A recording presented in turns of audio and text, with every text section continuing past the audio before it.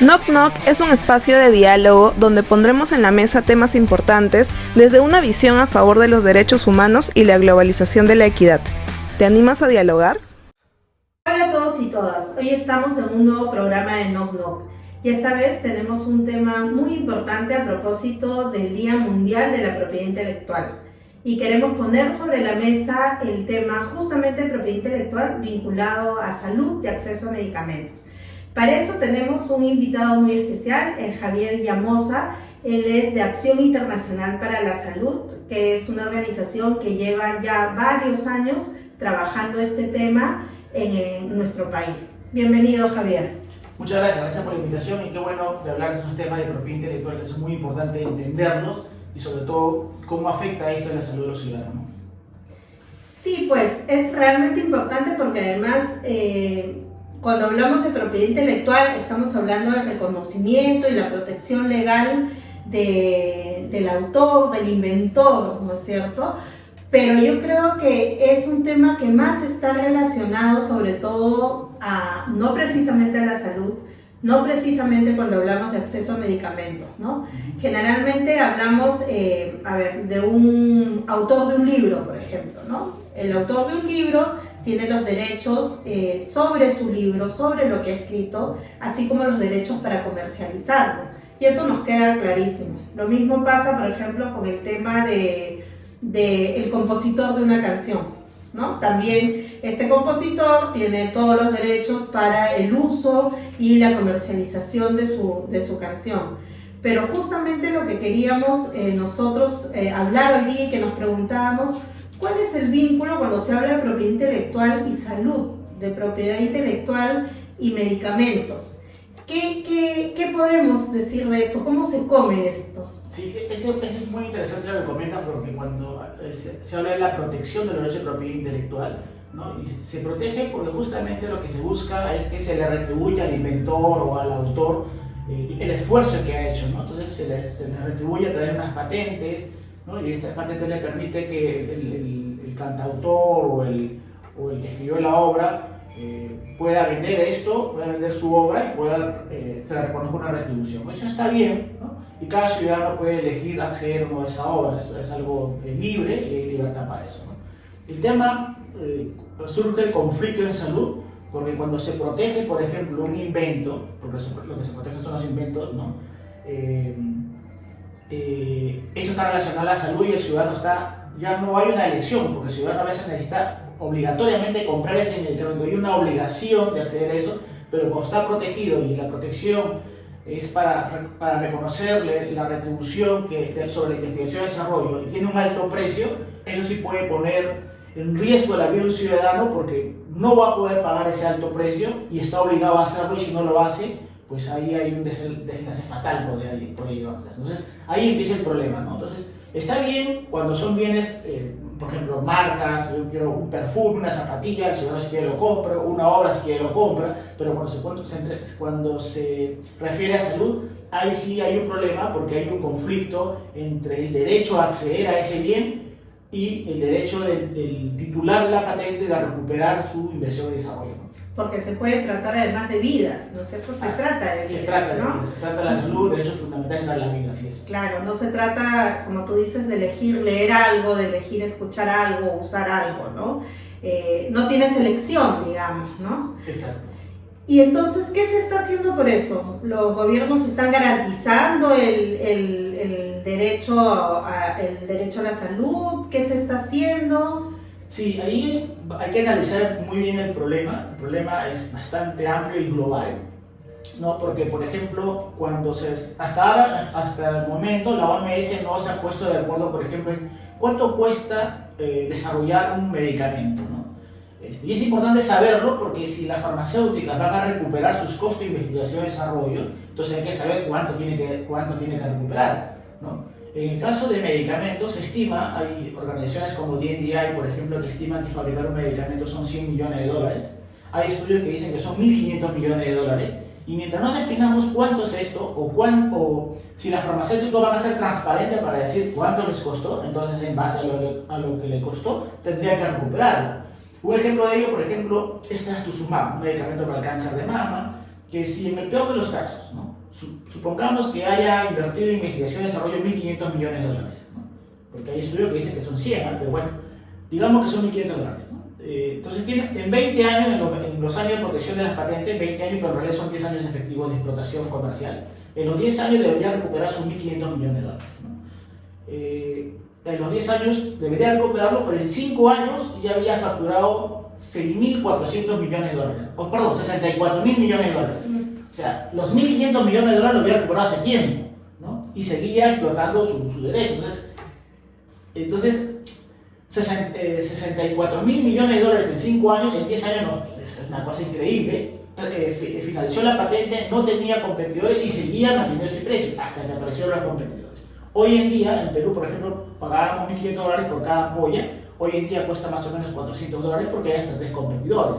Entonces, ¿hasta cuándo se le puede permitir a una farmacéutica recuperar su investigación y desarrollo si es que no conocemos cuánto costó su investigación y desarrollo? Y ahí el rol, y la OMS sacó una resolución de transparencia, eso fue hace 2 años, donde decía de que debe haber más transparencia en los costos de investigación y desarrollo y en los costos de fijación de precios, ¿no?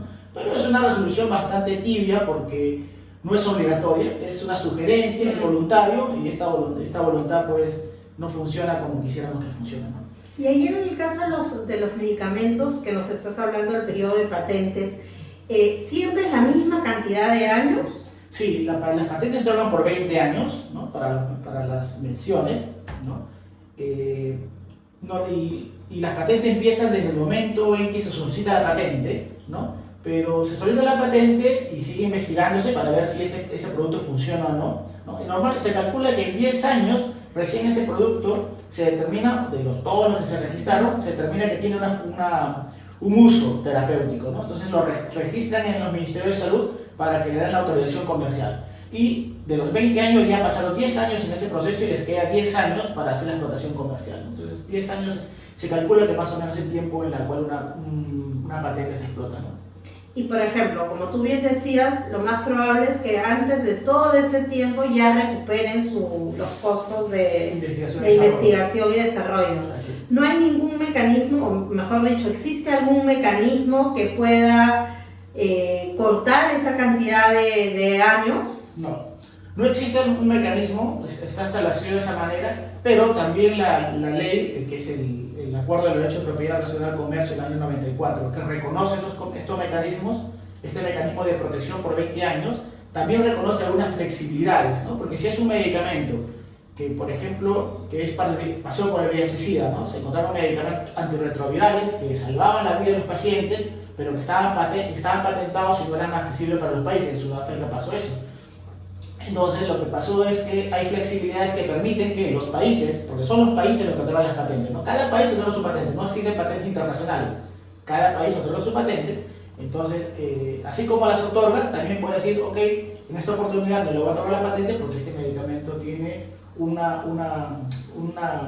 impacto en la salud de la población y por lo tanto puedo otorgar una flexibilidad que es el uso de la licencia obligatoria, el uso gubernamental de la patente, donde permite que otros proveedores comercialicen el producto o donde el Estado explote ese producto, reconociéndole siempre al dueño de la patente una regalía, ¿no? O sea, no se desconoce el derecho al titular de la patente, se le reconoce una regalía, pero permite que otros proveedores ingresen y cuando hay competencia el precio se reduce, ¿no? Claro. ¿Y esto no colisiona con tratados internacionales, por ejemplo, con los acuerdos comerciales? No, cuando se firmó el TLC con Estados Unidos se reconocía el ACTA, se reconocían las flexibilidades. Siempre se ha dicho, no, esto colisiona, pero en realidad sí, nunca ha colisionado. Siempre es una decisión política de los países, cuán decididos estén de proteger y utilizar estos mecanismos que existen desde el año 94. Algunos países lo han utilizado. Lo ha utilizado en América Latina, lo ha utilizado Ecuador, lo ha utilizado Brasil, en el mundo lo ha utilizado Tailandia,